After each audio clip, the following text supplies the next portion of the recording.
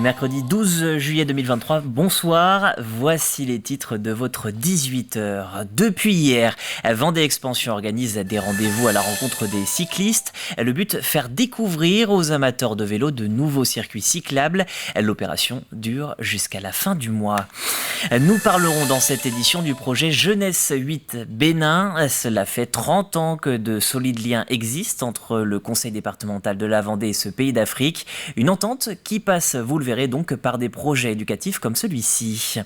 Enfin, nous évoquerons le déplacement de la présidente du conseil régional des Pays de la Loire dans le département. Christelle Morancet s'est notamment rendue sur l'île de Noirmoutier et passe la nuit de ce 12 juillet à l'île-Dieu. On commence donc avec du cyclisme. Vendée Expansion est en pleine promotion des pistes cyclables du département.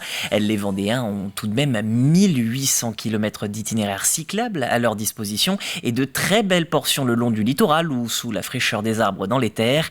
Mais pour en profiter, encore faut-il connaître ce genre de tracé. C'est pour cette raison que Vendée Expansion organise les rendez-vous à vélo. Jusqu'au 26 juillet, 8 haltes sont organisées. Les agents vont donc à la rencontre des cyclistes pour leur faire découvrir ces boucles. C'est un reportage de Colline Davy. Pour ces cyclistes, comme pour une bonne centaine d'autres, une pause s'impose. Et ça fait un petit peu moins de 700 km pour faire tout le tour. Au détour d'un des 1800 km d'itinéraires cyclables du département, Vendée Expansion pose son stand afin de leur donner quelques conseils. Donc on a un stand qu'on positionne comme ça le long d'une piste cyclable et l'idée c'est d'arrêter les cyclistes pour leur donner toutes les informations dont ils ont besoin sur les pistes cyclables, faire la promotion des plus de 1800 km de pistes cyclables qu'on a. Et on leur montre qu'en Vendée, on a effectivement la Vélodicée, mais on a surtout plein d'autres pistes cyclables encore à découvrir. Devant la plage de Saint-Jean-de-Mont, les curieux sont nombreux et les profils variés. Maintenant, j'ai acheté un vélo qui me fait 90 km, donc je peux aller un peu plus loin. Ça permet de rencontrer les gens, de poser des questions, ça change un peu de l'appli où on cherche tout seul de son côté. Et puis non, c'est très bien. Il y a de quoi s'occuper. Il y a de quoi se balader, le cadre est agréable, la météo, ça va avec. Je vous souhaite un très beau voyage alors. Il y a les cyclos qui font de l'itinérance et puis il y a les cyclo-balades. On a de plus en plus de familles qui font de l'itinérance en cyclo, ce qui a beaucoup évolué. Puis on a le développement des vélos électriques également qui permettent de faire une grande distance. On a la chance d'avoir plusieurs loueurs sur la destination également qui peuvent répondre aux demandes de nos vacanciers. Donc oui, c'est un univers qu'on travaille beaucoup, le vélo. Pour répondre à cette demande qui augmente, ces stands de rendez-vous de la Vendée à vélo se déplaceront pendant tout le mois de juillet. Un moyen aussi de s'assurer que ces touristes au profil nouveau y trouvent leur compte. Le cyclotourisme, c'est une façon de vivre le tourisme de façon différente. On est sur un temps qui est plus lent et on découvre les paysages et les sites touristiques de façon différente. Alors nous, notre préoccupation, c'est de faire en sorte que les personnes qui souhaitent pratiquer ce tourisme-là, le fassent dans des bonnes conditions. D'abord pour qu'ils aient le maximum d'informations et puis qu'il y ait des infrastructures qui soient adaptées. Vendée Expansion déploie la marque Accueil Vélo depuis 2013 afin de valoriser ses infrastructures adaptées. 200 prestataires sont aujourd'hui labellisés sur le département. Et puis, puisqu'on parle cyclisme, à noter la belle performance de l'Italien Daniel Oss sur le Tour de France. Après une longue échappée et quelques kilomètres parcourus en solitaire, le coureur de l'équipe Total Energy a remporté le prix de la combativité sur cette 11e étape entre Clermont-Ferrand et Moulins. Il arborera demain le dossard en or distinctif. C'est déjà la deuxième distinction de plus combatif du jour, gagnée par l'équipe Total Energy. Toujours à propos de la promotion du cyclisme, Gérard Gavory a enfourché son vélo. Le préfet du département a parcouru 40 km en compagnie de la section féminine de La Roche-sur-Yon Vendée Cyclisme. Le représentant de l'État est un habitué. Il parcourt 3000 km à vélo chaque année. Il a donc longtemps échangé lors de cette journée sur le partage de la route et l'essor du cyclisme féminin. Dans ce club, 20% des licenciés sont des femmes. Dans tous les sports, il y a le sport féminin, vous voyez bien, se développe. L'objectif, c'est de l'amener le plus haut possible. Vous voyez, les clubs cyclistes professionnels ont toutes maintenant des équipes cyclistes. Donc ça prouve qu'il y a de la place pour le vélo féminin, qu'on peut aussi gagner sa vie. Bon, même s'il y a toujours un écart de revenus entre le sport masculin et le sport féminin, mais la voie est tracée. Donc de plus en plus de clubs, et notamment de clubs français, ont une équipe féminine il recrute des jeunes, il les forme et ces jeunes femmes disputent les plus grandes courses en Europe, même au-delà d'Europe, puisque le sport maintenant est un sport mondial. Ça nous inspire beaucoup de choses, surtout qu'on a eu raison il y a quelques années de faire confiance à nos féminines et de faire la promotion du cyclisme féminin. Trop peu de licenciées féminines au niveau national, mais nous maintenant on est à 20%, donc c'est une vraie reconnaissance de ce que l'on a entrepris. Et donc on est très heureux et si le préfet est là aujourd'hui, c'est bien aussi pour cette reconnaissance-là. On fait des choses hors compétition, comme là, elles étaient en stage en Bretagne.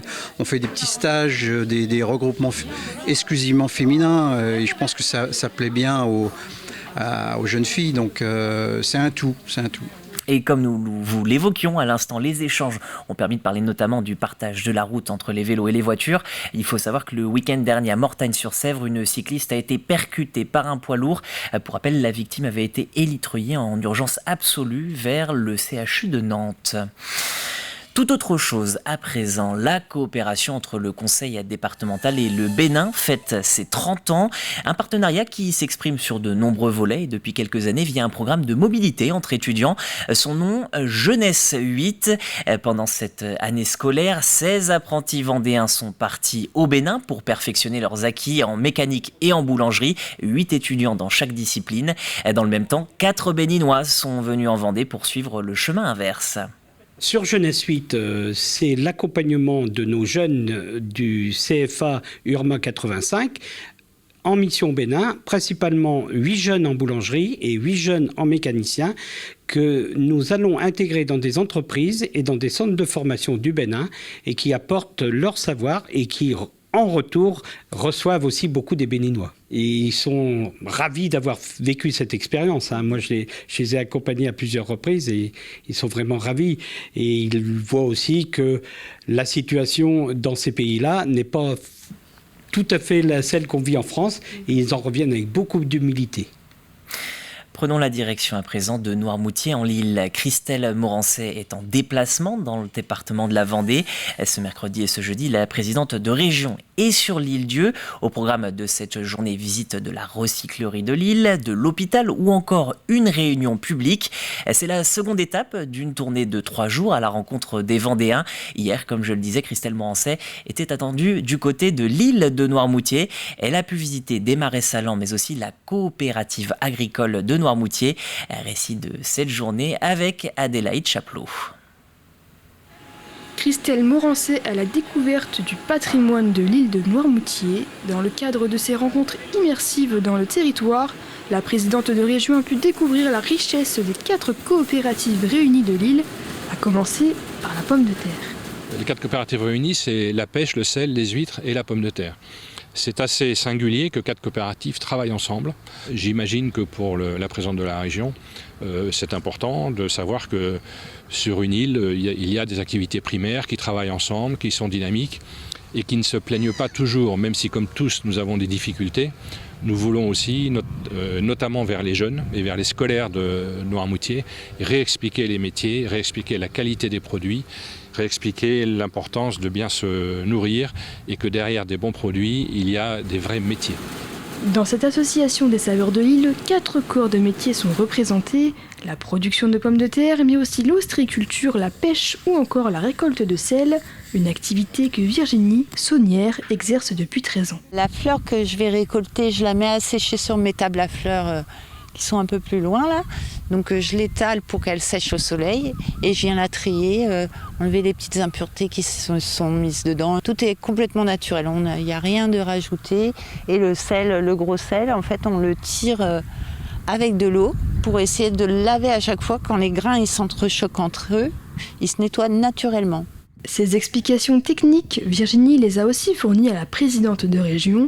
L'élu s'essaye à ce métier exigeant. C'est de mettre en avant aussi les difficultés, les problèmes, mais aussi les réussites, et elles sont nombreuses, et je pense particulièrement ici à Noirmoutier, avec tous les produits locaux. Je pense bien évidemment à la pomme de terre, le sel, les huîtres, enfin des produits aussi qui font toute la richesse de cette île. Alors bien évidemment, on évoque les difficultés que les habitants peuvent rencontrer, mais aussi c'est de mettre en avant aussi toute cette belle réussite. Après Noirmoutier, Christelle Morancet est attendue ce mercredi sur l'île-Dieu Elle y restera jusqu'à jeudi après-midi.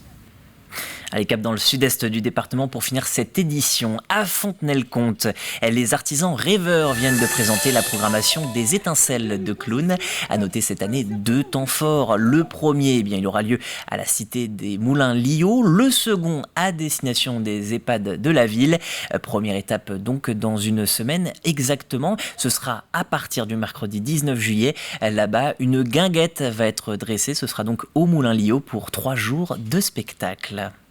Les contrats de ville, moi j'aime bien qu'ils soient aussi éclectiques et pluridisciplinaires. C'est pour ça qu'on essaie de faire venir d'autres artistes. Notre temps fort du 19 au 21 juillet est un temps fort danse clown. Donc on s'est rassemblé avec Gianni Joseph pour pouvoir proposer justement un échange entre une partie danse et une partie de clown. C'est un projet aussi qu'on a commencé en avril avec un dispositif qui s'appelle Drax et mon patrimoine, où nous travaillons à 3 avec le musée également, Mélanie Chausseret. Et donc il y avait une partie sur le patrimoine, une partie sur la danse et une partie sur le clown.